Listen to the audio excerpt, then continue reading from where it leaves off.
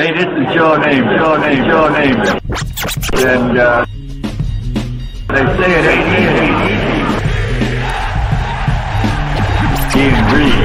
Gang Green The New York Jets have their man. Jets got themselves a great Robert Saleh. Talk about all gas, no break. The great one. We're not talking about effort on the field.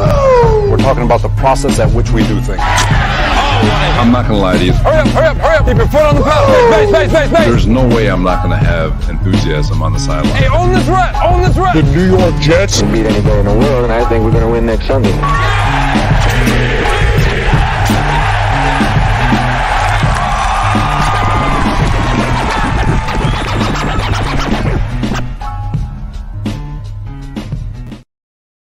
Hey, what's up, everybody? Welcome to another edition of the Ain't Easy Being Green podcast, broadcasting to you live from beautiful, amazing, picturesque Crystal Lake Studios in Putnam Valley, New York. My name is Keith Farrell. I'm joined, as always, by the #1 Jet fan in the state of Texas, my colleague and co-host, Michael Lagaris, everybody.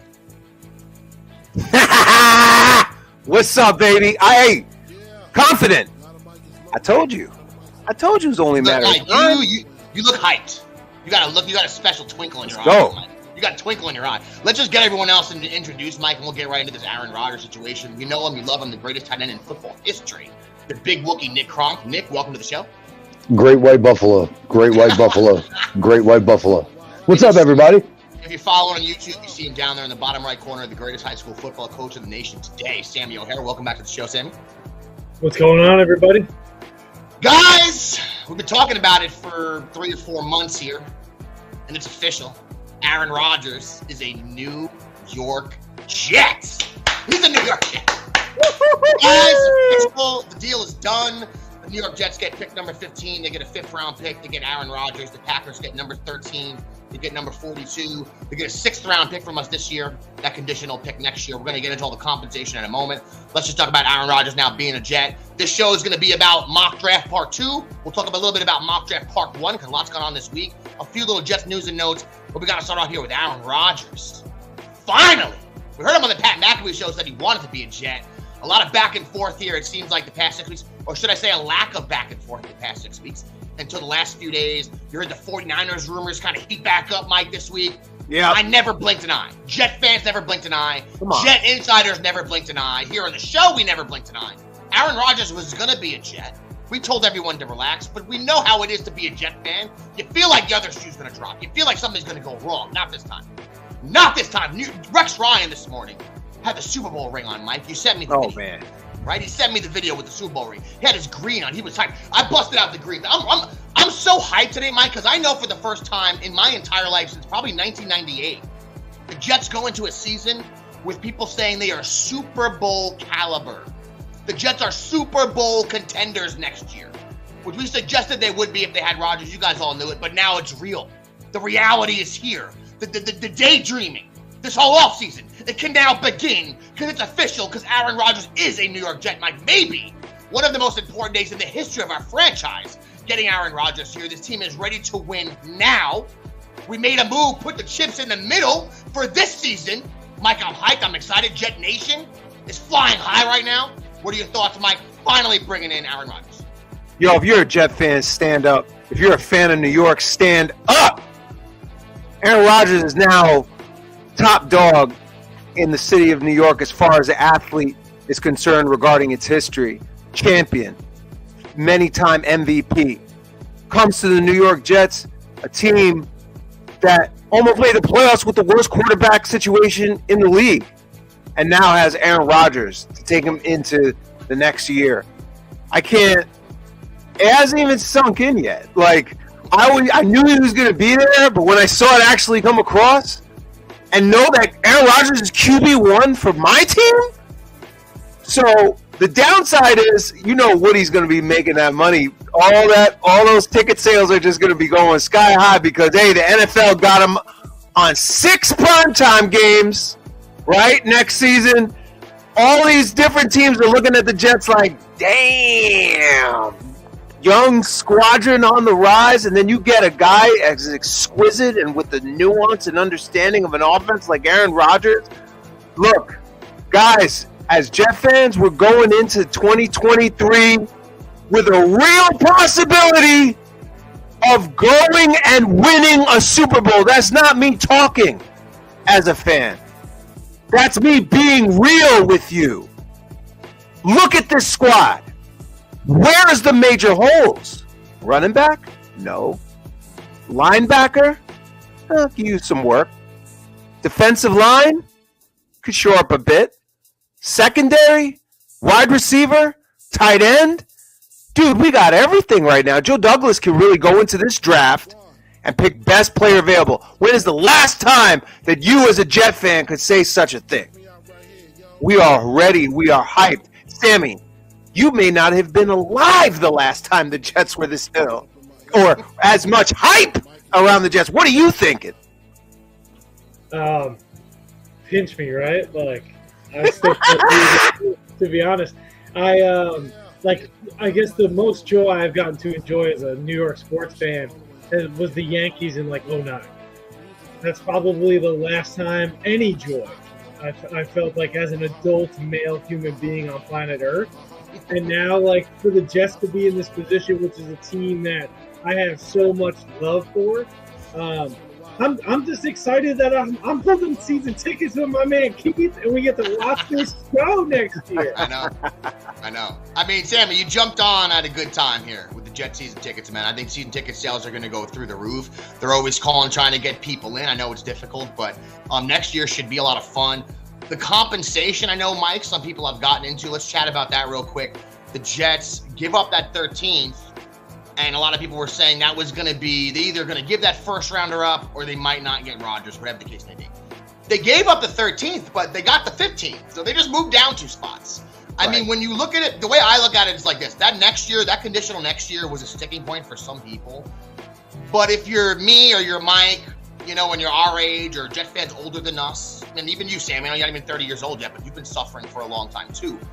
I don't care about that pick next year. Not that I don't care about it in so far as that we don't need it. Picks matter, but Joe Douglas has not done the best in these drafts till last year. The Jets historically haven't been the best in the drafts. I'm not going to haggle over a second rounder or a first rounder being the difference between us getting Aaron Rodgers as our quarterback. And I look at it like, look, they moved down 2 spots in the first round, right? They lose that 42nd pick. We knew they were going to lose one of those picks. We still have 43. They moved from pick 207 in the 6th round to pick 170 in the 5th round. They actually got a better pick later in the draft. That's 37 spots. And you know Aaron Rodgers, if he plays 65% of the plays, the Jets will have a good record. That first round pick next year probably won't be that high up on the board, guys. So far as the way Keith looks at it, I don't think it was too much to give up to get him considering the circumstances. Add into the fact that when it comes to the monetary aspect, this is an often overlooked part of this deal here, guys. Aaron Rodgers next year is due, I think, $58 million, something around there. The Jets are only on the hook for $15.8 million. So the Packers are picking up, I think, what does it say? Packers are picking up the other $45 million here for Rodgers. That's going to be on their books. It was prorated from a signing bonus. So, you know, the Packers, I should say, they'll pick up $40 million. Jets pay $15 next year. If he plays next year, which I think he will, everyone's questioning that. I think the Jets have some assurances from him he's going to play next year. His contract will only be $32 million next year. The prorated signing bonus, the Packers are picking that up, guys. So in the next 2 seasons, if he plays both years, Aaron Rodgers the next 2 years will only cost the Jets $48 million for 2 seasons. Jalen Hurts next year is making $51 for 1 season. That's great. Daniel Jones is making $40, Mike. You know you have Mahomes 46, Watson 46, Kyler Murray's making 46, and the Jets are going to be paying Aaron Rodgers next year $15. One of the lowest. They'll be paying him one of the lowest amounts of any starting quarterback, considering the Packers are taking the brunt of it. So financially, even I think that was one of the situations that people overlook when they're like, "Oh, the Jets gave up that second rounder." The Packers are eating $40 million in salary cap right now. So I understand not wanting to give that second up, Mike, but considering kind of the gymnastics the Jets did here with the salary cap and getting the Packers to eat a chunk of that salary, I really don't think it's that bad a deal at all when it comes to compensation. Man, you know, you and I, we talked about how long we've been waiting for this. Guys, instead of looking at it as a trade as a whole, I want you to just kind of step back and look at the bigger picture of things. Joe Douglas took Elijah Moore and traded him with a third-round pick for a second. That second, he ended up trading as part of this deal. Okay? Now, Elijah Moore, yeah, we lost him, but we also signed Lazard. And to me, Lazard is a better weapon than Elijah Moore. So player for player, we didn't really lose anything. But we did lose a third-round pick. So when I look at it, like they say we gave up a second, really, we gave up a third, being real. Yeah. And we increased at the wide receiver position. This is how I look at things. You know what I'm saying? So really, what I lost a third. And when was the last time a third-round pick really did anything for my franchise? Yeah. That's where my head goes. So then they moved from 13 to 15. Okay. Like this draft, it's not like we're going after a specific player. We're going to grab the best player available, and I think Broderick Jones or Darnell Wright or Paris Johnson or one of these tackles is going to be there. So I don't think that hurts us at all. So when I'm looking at it just on that end, I'm giving up a third, really, to get Aaron? Okay. And then the other side of it, he's a second. The dude plays 65% of the plays. It turns into a first, which would be a low-end first, okay, if Rodgers is playing that much, 12, 13 games, all right? Am I going to give up a 24, 25, 28 pick? Okay, I lost that.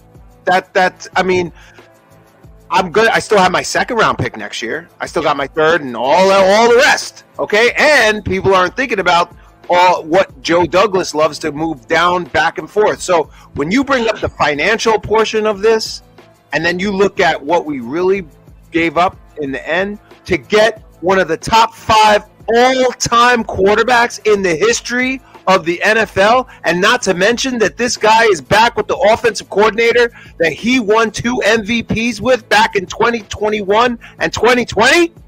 Okay, and this guy's ready to come into New York City. He wanted to get to the Jets so he could be part of the offseason program. When's the last time he wanted to do that?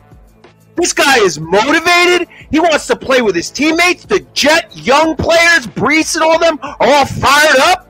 This is an organizational change. People look at the Jets differently. This isn't just wins. Also, it's brand too. You understand? This changes the narrative. The Jet tax dies. I know CJ loved to always talk about the Jets. The Jets tax is dead officially today, or when Rodgers signed. That's what's going on here. So when people are like, "Oh, the Jets got fleeced" or whatever, you know what? We get to a Super Bowl. This guy plays for 2+ seasons, 3+ seasons. Get the hell out of here, man! This is maybe the best move in franchise history. Yeah, the Jets got fleeced opinion. I don't really understand that aspect of it. I mean, I've even seen things saying the Green Bay got fleeced. So we live in a world of extremes. People's opinions need to be all the way on one end or the other. I think this falls closer to the middle. I think Green Bay got what they wanted to a degree. I think the Jets got what they wanted. Guys, the Jets got Aaron Rodgers. Didn't even give up a first-round pick as of right now to get him. As of this moment, it's a conditional second, and they moved down 2 spots in the first, and they got Aaron Rodgers. So I'm not going to nitpick about any of these other things. I mean, the Jets have the longest active playoff drought in sports in our country right now, guys. And I looked at the numbers, and last year the Jets were 7-4, as we know. The Jets were 7-4 last year. Now, if the Jets would have been able to average the NFL average in points, which is just 21.9, they won 11 games last year. Okay, Aaron Rodgers last year in Green Bay with rookie wide receivers who had no idea what they were doing for the first 10 games. Rodgers basically said that, okay? With Alan Lazard acting basically as his number 1, getting double teamed all game. He's not that type of guy. Number 2 and number 3, he's not a number 1 guy. He still averaged 21.8 points a game last year in Green Bay. So my point, guys, if Aaron Rodgers is the quarterback on this team last year, in a season that some people say is average for him, Jets win 11 games and make the playoffs. That's last year. That's last year's team. Next year going in with Sauce with a little bit more experience, right? With the offensive line hopefully in a better spot. We'll see what happens after this draft. All these rookies we had last year, more experience. The defense is coming back strong. Maybe fill that hole of safety. Jets are going to be even better next year. than last year, guys. I mean, you're bringing in a 10-time Pro Bowler, full-time All-Pro, as we know, one of the best quarterbacks of all time. I mean, there's not really much more we can say. I'm hyped. Jet fans are excited. I mean, I can't wait now for the season to start more than pretty much any year, maybe in the past 30 years. Can I give Nick a stat? Nick, since 2008 was when Aaron Rodgers played his first full season. And since then, Aaron Rodgers has the best touchdown to interception ratio in the National Football League. Since 2008, after Brett Favre, the Jets have the lowest touchdown interception ratio rate. If Aaron Rodgers were to throw 331 consecutive passes and all of them were interceptions, the Jets would still have the worst touchdown to interception rate. That's ridiculous. That's nuts. You know what else? You can't even come up with that. I mean, Jesus. Is that just like the way it's changed our lives, Nick? Like, this is a whole new world, buddy. Oh, yeah. Oh, it's good times. It's good time for Jets fans right now. Absolutely. I've heard people make, Mike, you've heard people who want to be pessimistic make comparisons to the Brett Favre situation, which him coming from Green Bay towards the end of his career, there's a lot of similarities here. I know that. I'm a Hall of Fame quarterback, but Brett Favre came to the Jets and he threw 22 interceptions that year. He threw 22 interceptions that year. Okay, guys? So I don't think Brett Favre was necessarily operating at an elite level, but last year, and Anthony, you are correct, Sanchez destroyed those numbers. You see that, Mike? Yep. Your boy said, I got nothing there. Thank you very much, Anthony. Favre threw 22 picks, guys. The next year, I know he had a great year with the Vikings. Then the year after that, he retired because he stunk. So Brett Favre, to me, was not operating at an elite level. I know he went 8-3. I know he played well those games. Don't get me wrong. But he was throwing picks all over the place. Rodgers last year, I think, 12 picks, guys? That's the most he had in about a decade. It takes a long time for him to throw 22 interceptions. So even in that light, Mike, I think he's going to be operating at a whole different level than Brett Favre ever was when he was on our squad. But we got to get to this mock madness. We have a few little news and notes here, Mike. I know the Jets. Some people were saying they might look at center in the second round of the draft, Mike, but they might not need to do that. Looks like they brought our boy McGovern back to the squad, Michael. And one thing I thought was interesting, Mike, I want to know if you agree with this. McGovern, when you look at the free agent centers that were out there, he was one of the better. If you look at the rankings, I'm not saying there's a lot of good free agent centers. I'm not. But the ones that were there and were available, McGovern on PFF ranked pretty high. He had a pretty decent season last year, Mike. And he was one of the big free agent centers out there. Didn't get signed by anyone, so we bring him back in. Do you think that's a situation, Mike, where he just didn't find – maybe his agent didn't see the contract out there that he wanted, asking for too much, whatever the case may be. The smoke then cleared, and it seems like we're still the best option for him? I think he was, like a lot of other people, waiting to see if Aaron Rodgers was going to end up on the team. And I think once he got wind it was going to happen, he was like, yeah, let's go. Because he was like, I'm not blocking for Zach Wilson again. But, I mean, I told you when they signed him, I'm like, bro, it's imminent. I think he was waiting. And I think what you're going to see is after the draft, Keith, you're going to see another wave of players that are going to say, okay, we were waiting. Like, I know DeAndre Hopkins said he didn't want to play for the Jets. Well, let's see what happens. You know what I'm saying? Yeah, because Aaron, that bad man is now our quarterback. And Hopkins is about to spend the first half of his season with, and who knows who the starting quarterback's going to be for the Cardinals, because Murray's not going to be ready to start the season. So I know that there's a perception pre-Rodgers. There's going to be a perception post-Rodgers. Mike, I'm interested to see what happens with some of the current players on the team's contracts. The draft is Thursday. Are we going to get some restructuring done before then? It looks like the Jets are about $6 million over the cap right now. Would have been much more than that, obviously, if we had to eat all of Aaron Rodgers' contract. We would have to figure a lot of things out. In this case right now, you look at the starters, and last year we had Berrios, and we had Wilson, and we had Elijah Moore, and we had Mims kind of all in the mix, I guess. Right. And then next year you look, and Corey Davis has not been cut yet, so he's still a Jet, right? I think he has a good chance to still be on the roster, Mike, as long as he is okay with maybe restructuring his contract. Yeah. But if Corey Davis and Lazard and Garrett Wilson and Hardman, that's the 2023 New York Jet wide receiver rotation. That is much improved. That is a much improved squad, and you're handing the reins off to a much improved quarterback position now. So I'm hyped, Jet fans. Mike, we talked about McGovern. Let's get into the second mock madness here. The rest of the mock, Mike. So let's show your mock last week, just to kind of really baseline real quick. So this is Keith's mock madness. His round one. CJ Stroud, Bryce Young. Can we talk about something here, Mike? Because you dropped something on me this week, and maybe you know about this, Sammy. Because Mike sent me this is after we did the mock a couple days later. All those reports came out, Mike, about that. Is it called the S-score test? Yes. Is that what it's called, Mike? Okay. Yes. So that test came out, and I guess the Wonderlic used to be the kind of the go-to cognitive test for these quarterbacks. And Mike sent me this link, and I looked at it, and it showed that Bryce Young scored a 98 on this, and most of these quarterbacks scored really high, and then CJ Stroud scored about a 14 on the test. And then everywhere I look this week, every mock, every expert in the world, Mike, is saying Bryce Young's going first. So the one amendment I'd make to my mock here is to probably move him to first now, Mike. You don't have to change it now, just for Jet fans so they know I'm not losing my mind here. I think he's going to go 1. I think that Houston takes Will Anderson number 2, Mike. And then I think that there's going to be a trade to 3 from the Titans or Las Vegas to still take CJ Stroud number 3. I think he still goes top 3. That's how I think it's going to shake out, Mike, when it comes to moving around here with the draft. But what do you think, Sammy? We didn't get a chance to talk to you last week. You weren't here for the mock. At least when it comes to your top of the board, we'll ask you about the Jets in a moment, but your top of the board, what quarterback do you think is going off the board first, man? Yeah, I think Bryce Young is going first. I just think, competition he's played, he's shown that he can do a lot of different things in that position. Historic. I was reading an article the other day. Historic draft for black quarterbacks in the NFL, which you love to see too. But yeah, I think Young goes first. I think Stroud goes third.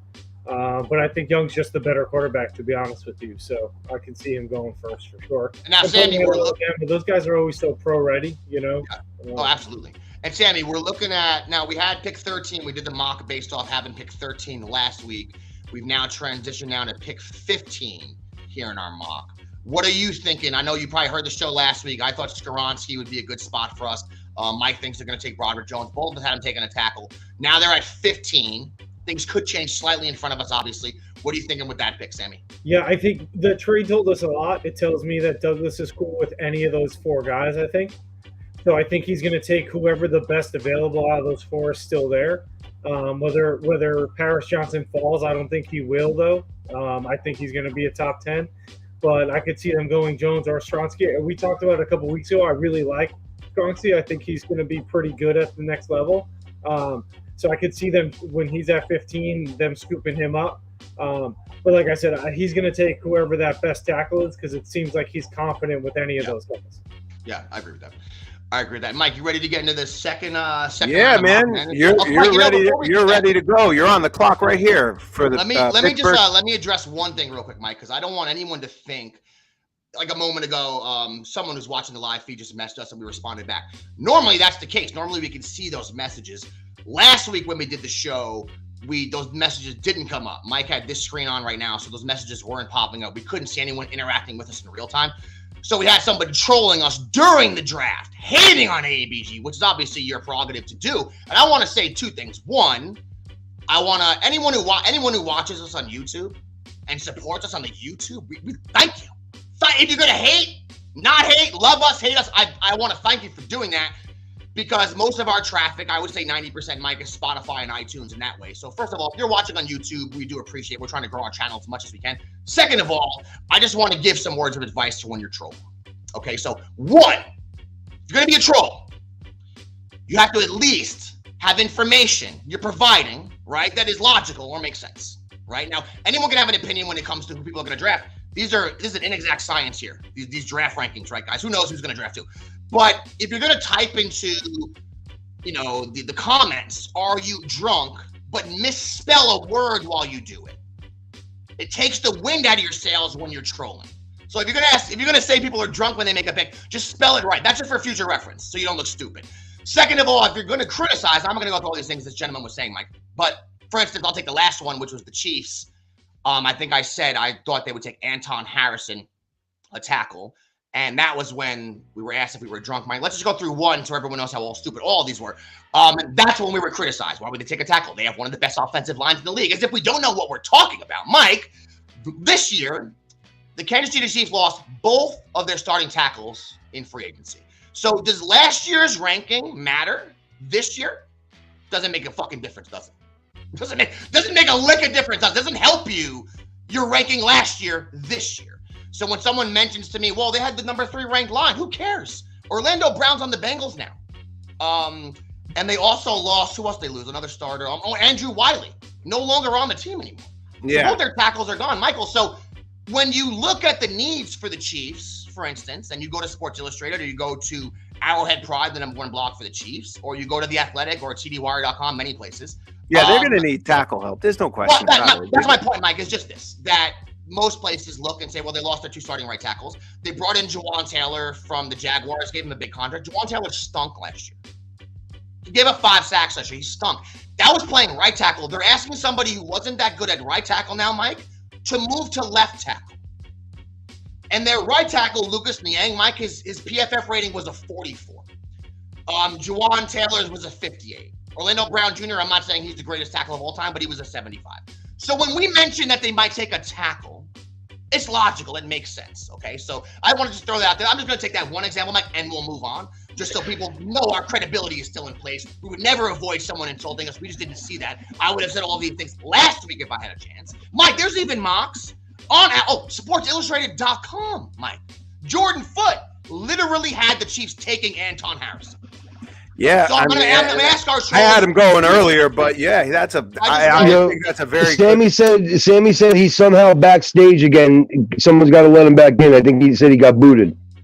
Yeah, Mike, you can take care of that. I just want to say, when people criticize you, it's all good. We all have opinions with these things. But when someone tries to insult your intelligence and they seem like they don't know what they're talking about, which very much seems like a 2023 type move. I don't know what this person's age is, right?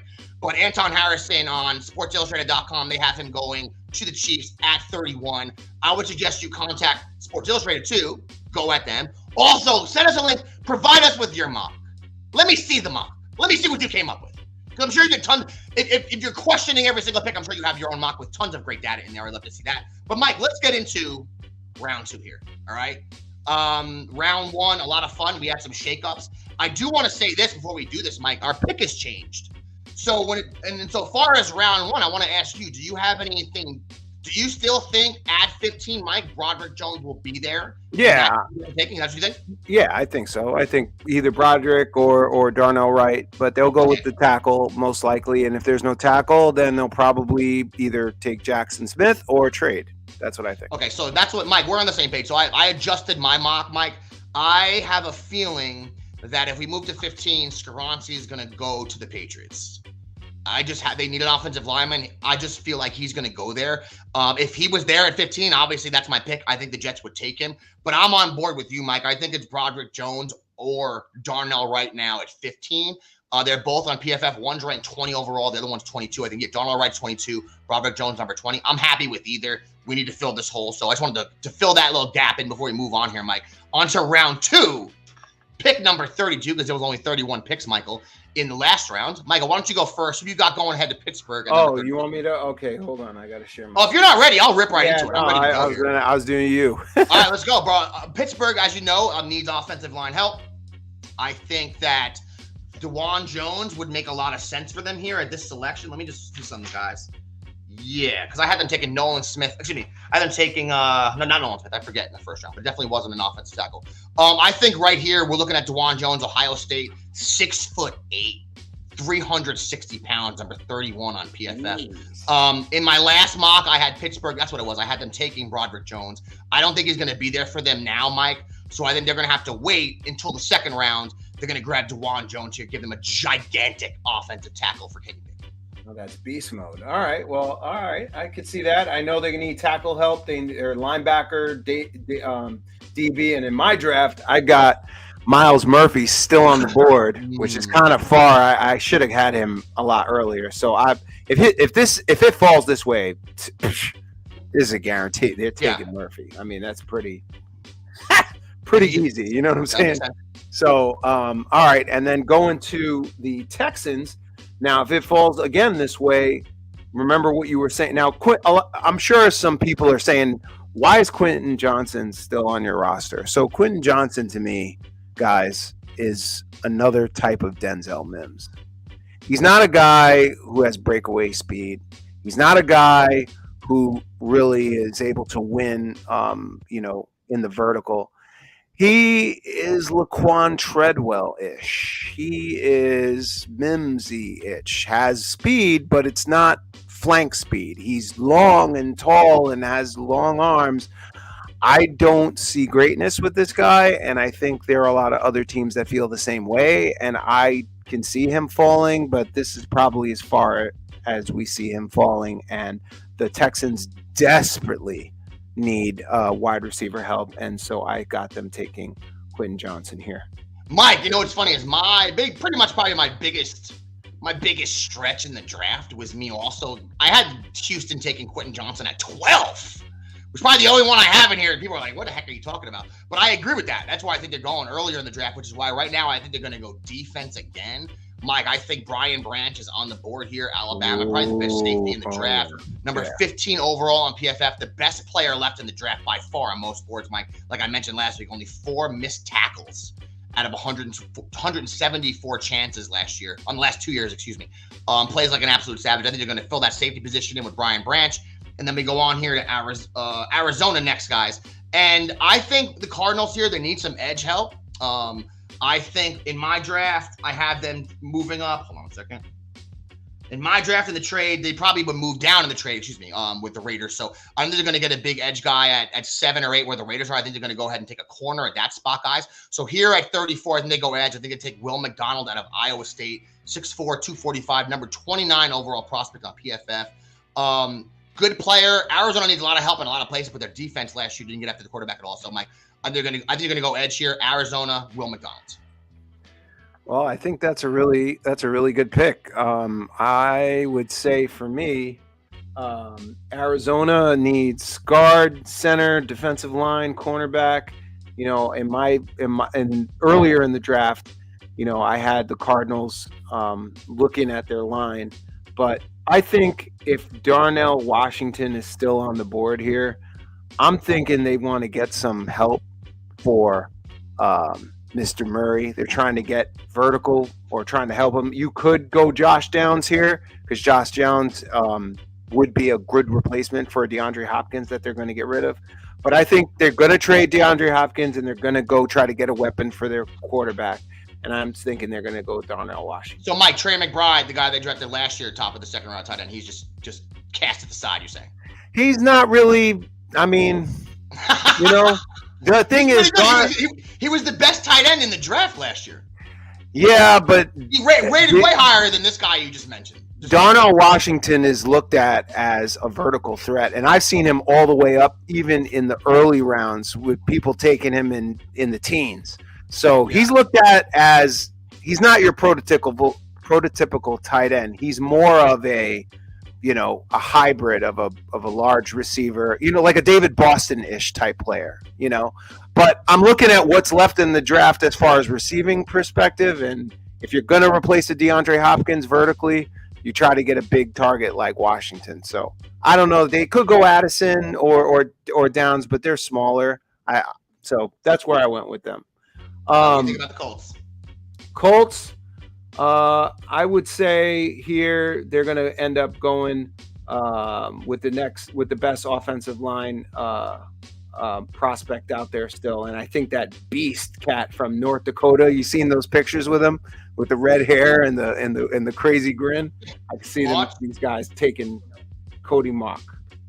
Tackle. Yeah, Mike, I actually have the same thought process here when it comes to the Colts. I think that if DeJuan Jones or Anton Harrison's there, they're going to grab them because they could use a tackle, but they also need help at right guard. Now, I know the Colts had the highest paid offensive line in the league last year, but they played horrible. They gave up 60 sacks last year. So it might be another spot where if someone Googles real quick, they think maybe they don't need help on the line, but they definitely do. Mike, I think they're going to try to fill that right guard spot. I think Mach is good. He's a tackle. I think they're going to go with a guard, and they're going to take Steve Avila out of TCU, 6'3", 332. Same position, Mike. I think they're just going to look at a guy that can move on the inside. Left guards, we know they have Nelson. Right guard, they really don't have anybody that'll help them out at that position. Then we go to LA here, Mike. This is a team just with no weapons. I mean, obviously Cooper Kupp, no disrespect. We know he's the beast, look. But after Cooper Kupp, they're in a tough spot when it comes to weapons. They have to grab, to me, a playmaker. If they grabbed a Darnell Washington here, Mike, that wouldn't surprise me too much. I think they're going to go with Downs here, wide receiver, Mike. Okay. Surprisingly, only ran a 4.48. I thought he was a little faster than that. Slot receiver. He's about 5'10", about $170. Kind of the Elijah Moore mold guys. Number 38 overall on PFF. They need weapons, Mike. I think this is where they go to fill a hole to get another weapon out there for Stafford. Yeah, that makes complete sense. I'm actually going to pick a guy who you picked a while ago in Brian Brees. Yep. He's here. I think if he's still on the board, they need that defensive line help. So I'm going to go with Brees. And then at 37, I'm thinking the Seattle Seahawks. If Jordan Addison is still here, might as well go get another weapon for Richardson, who I had them grabbing in the 5th. I can see that, definitely. And Seattle has holes on the defense. They need playmakers on the offense, Mike. I could definitely see that. Another spot they really could use is a center. So for me, for Seattle, I think John Michael Smith's here, number 35 overall on PFF. Center from Minnesota, 6'3", 301. That's a guy they grab up, probably plays on Seattle for the next 10 years. That's a guy a lot of mocks, Mike. Some mocks, not a lot, but I saw some mocks had him going to the Jets here, round 2, before he made the move from McGovern to fill that center hole. A guy I like a lot. I think will be a good player. And then we go down to Las Vegas, their next pick here, guys. Now, in my mock, Mike, you saw my mock. I think I mentioned today, I think the Raiders are going to move up to 3, and they're going to grab Richardson. If they stay at 7, Mike, we'll see what happens. Maybe they go Levis. I doubt it. I think they take a corner. I think right here is a good spot in my mock for Hendon Hooker, Mike, because he has not gone yet in my mock. Oh, wow. Now, if the Raiders, who could use a quarterback behind Garoppolo, I don't know if Garoppolo is the long-term answer. I think this would be a great situation to get Hendon Hooker in here at number 38. I know he's a guy that some people like you, Mike, have him going really, really high. Some people have him going late first. I saw some mocks with the Raiders moving up to 30 to get Hendon Hooker on the squad, Mike. If they don't go that direction and they still need a corner, theoretically, like if they moved up to 3 and got Richardson, I could see them taking Cam Smith right here, Mike. But I would keep Hendon Hooker in mind here for the Las Vegas. I think either moving up or here at 38, he could end up in Las Vegas next year. That's very good. That's very good. So the Raiders. I know. I'm sure Dan is watching our screen, saying, "What are you guys going to talk?" I think here they're going to. So I had them going Peter Skoronski in the first round, and I've got them going Josh Downs, wide receiver. Go get another weapon. Get Jimmy G some help there on the outside. Yeah, sure. I mean that makes sense. They got Myers, and who's like a pretty good possession receiver, and really, but not a burner though. So they could use somebody like Downs. That makes sense. No, and then for the Panthers, Emmanuel Forbes is still here. I know it's not a need for a corner, but I think it's too good of a value, and they'll go ahead and grab Emmanuel Forbes. All right, that makes sense. They could use him there. He's still on the board in your spot. It's a really good player. Fills a gap here. Coming up on the Jets picks here in a moment, guys. Stan, we'll be throwing to you too when we get to this Jets pick in a second. Number 39. I want to hear it. Yeah. Number 39, Carolina Panthers for me, Mike. Running back, wide receiver, linebacker, quarterback. They have a lot of holes here. In my draft, they got Bryce Young first. Yep. I think right here, I mean, it'd be a spot to grab a running back like Gibbs, and just come in with a new quarterback and a new running back. That'd be tremendous. But I think they go receiver. And I think that an overlooked receiver in this draft who's going to end up being a baller in the NFL is Jalen Hyatt from Tennessee. Last year against Alabama, you guys know what he did. 207 yards, 5 touchdowns against Alabama. I mean, 6 foot, 185. I think he's probably one of the more, coming into last year, wasn't spoken about too much. I think he's the best receiver left on the board, Mike, and Carolina has no receivers. I mean, they have nobody when it comes to playmakers, so they need help with that position. I think they're going to go ahead and grab Hyatt. And then when it comes to New Orleans, I think another receiver goes off the board. It's another team with basically one receiver, New Orleans Saints down there from their new quarterback. So I think the best receivers after Hyatt left, two different guys, two completely different types of players. You have Nathaniel Dell, 5'8", 170, and you have Cedric Tillman, 6'3", 213. I think it's going to be between one of those two guys. I think they're going to take Dell. I think he's a fast burner in the slot. Olave can play on the outside. I think that's the guy they grab. Mike, you might have to scroll down a little bit to find him. But he's What's his name? Tillman? Tillman's one, but I think they're going to go with Dell, D-E-L-L. There's Tillman right there, Cedric Tillman. Type in D-E-L-L, Mike. There you go, Nathaniel Dell. Oh, okay. I never heard of this Houston, guy. from your squad. Oh, look at that. Look at that. All right, good stuff. I got, so for me, coming around with the Saints, I think they're going to go Steve Avila at guard. They're going to need some help there. And then the Titans, I think they're going to end up going Dwan Jones tackle so for protection for the hooker who I got them taking at 12, I think. Oh, I like it. I like it. All yeah, right. Tennessee definitely has holes there. I think Tennessee, Michael, on the offensive line, they need help. At offensive tackle, they need help on. I guess their guards are okay. Tackles where they're really hurting. Cody Mott, you had him drafted a moment ago, Michael, at North Dakota State. The big old redhead, probably the most athletic offensive lineman in the draft here. A guy that's listed as a tackle but can play guard. They need help at both spots, so I think he's like an ABT for them. Somebody that they could see where he fits the best and plug him in. I think he's going to end up on Tennessee. And then Green Bay. Now, in my new mock, I don't have them taking a tight end in the first round, Michael. So here, since it's their biggest hole in their team, I think this is a good spot for Darnell Washington. They need a tight end. He's the second best tight end on paper in the draft right here from Georgia, the big guy. I could see them taking Uzoma from K-State too. They need a pass rusher, but I think they're going to go ahead and grab a tight end, Michael, for Green Bay. Sure. And it brings us, but Who did you have for Titans?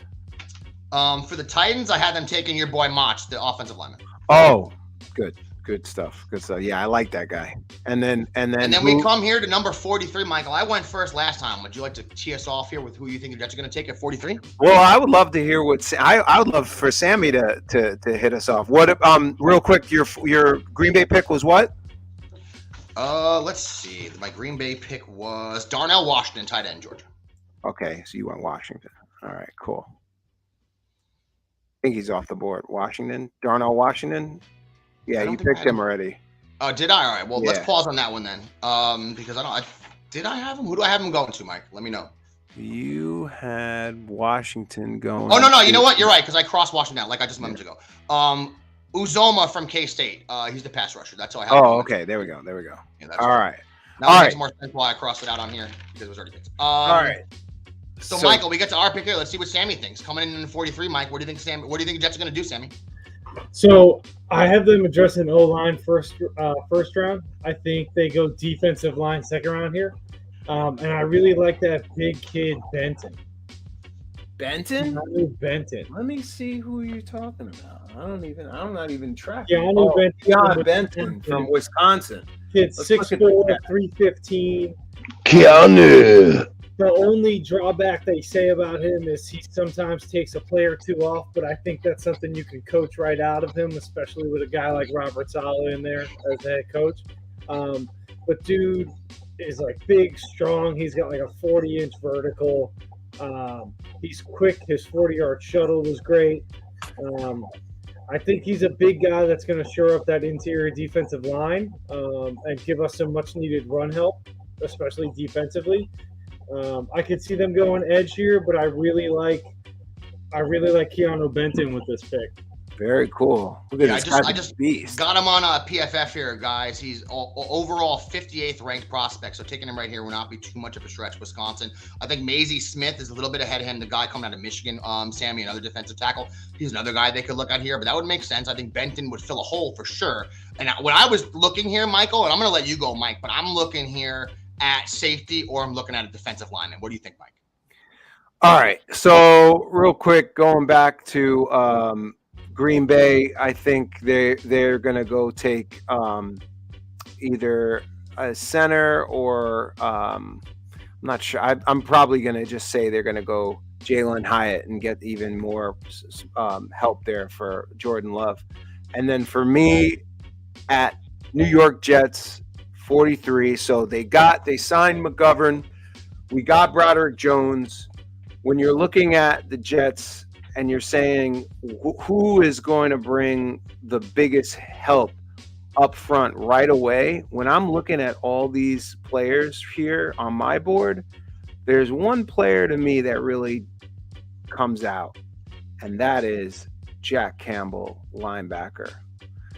Nice. I like out of Iowa. This kid, as you can see, overall grade 91.9. Let me see what his first look. They got him second or third round, 6'5", 249. He's 39 off the BFF big board. I like him because I feel like he'll be able to start right away. And what we want out of our first and second round picks are starters, overall impact. And I think this is one of the places on our roster that can use an infusion of talent. And so if he's out here, Jack Campbell, I know I liked him as one of the best linebacking prospects out there. This is where I would go if I was JD for the biggest impact.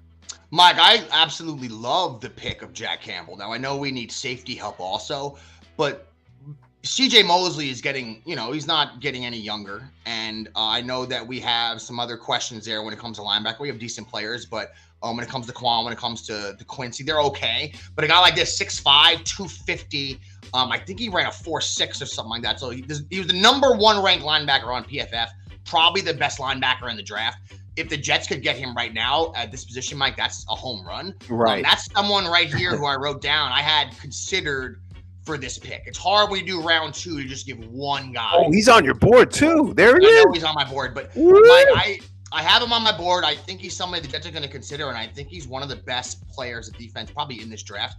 But I don't know if they're looking at the linebacking group after re-signing Quincy, Mike, and they have CJ and the other talent that we have. I think Joe Douglas and the Jets think for now they have enough. And when they look at that safety group, Mike, and they look at how LaMarcus Joyner, he was contemplating retirement last year. I know he's an unrestricted free agent. He's not back with us. But Jordan Whitehead was a big disappointment last year. Yeah. I think they feel like they need to get a playmaker at safety. And I think when you dig into it, guys, I did this a lot today. I spent a lot of time on this today. A lot of people think the best safety in this draft and maybe one of the most overlooked players in the entire draft this year is Antonio Johnson, 6'3", 195. Last year at safety for Texas A&M, this kid was an absolute beast. He could do it all. First team all SEC. Matt Miller actually has him going to the Jets. ESPN draft analyst said he's a guy that could fit everything the Jets need to do. Do it all safety. He can play free safety. He can also play nickel corner, Mike, which in this new 2023 NFL is kind of the Mike. Actually, he's kind of a hybrid player here. He has the length to play outside. You're talking about a guy who has the sauce length. Now, I'm not saying the sauce speed. You're at a 4.52, but has the sauce length.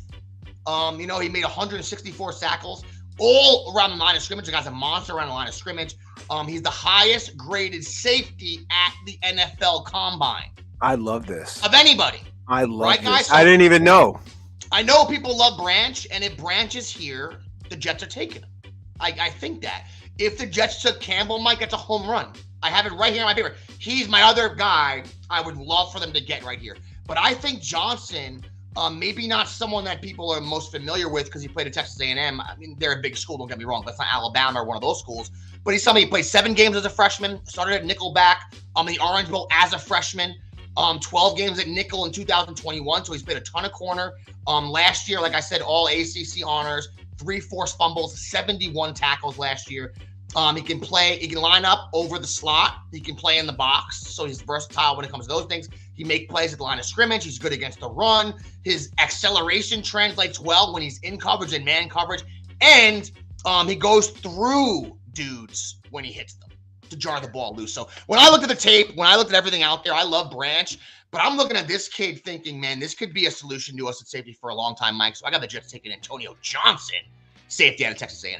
So, Nick, you know, hearing what Keith just said and what I just said and what Sammy just said, Sammy went D-line, I went linebacker, Keith went safety. It sounds like all three of us think the Jets are going to go defense in the second round. Number one, do you agree that second round that Joe Douglas should target defense in that round? And if so, which direction do you agree with the most out of the three of us? Well, I think, I mean, you have to look at your squad. Where do you think you need the most help right now on defense? I mean, it's obvious you guys have an amazing defensive unit based on what you guys did last year.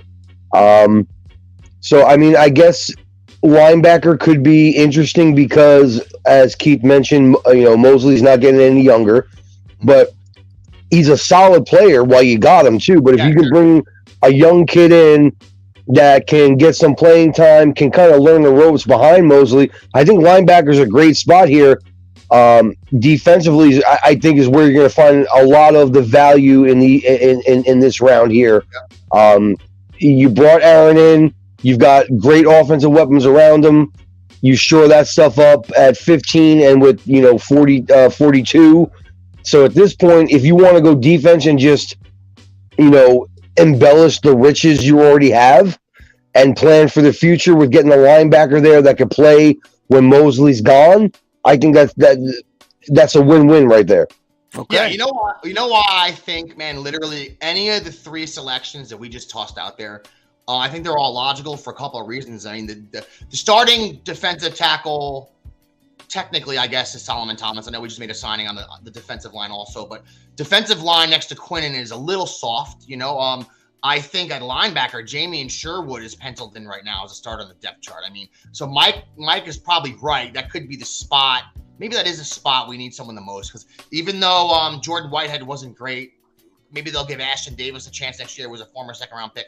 Chuck Clark's not the worst player in the world. But any of those three spots, Mike, I definitely think they're going defense. Yeah. I don't think the Jets are going to come in here. Look, unless I don't – yeah, there's no running back that's going to drop. We already got Brees Hall. I mean, running back to me is still – we need a second running back. They could go center, too. Listen, you guys could go center. You guys said it best earlier, though. Like, we're in a position where they can theoretically just take the best player they feel is available. Sure. Because they don't necessarily really, if they address that offensive tackle, like, they don't really need anything.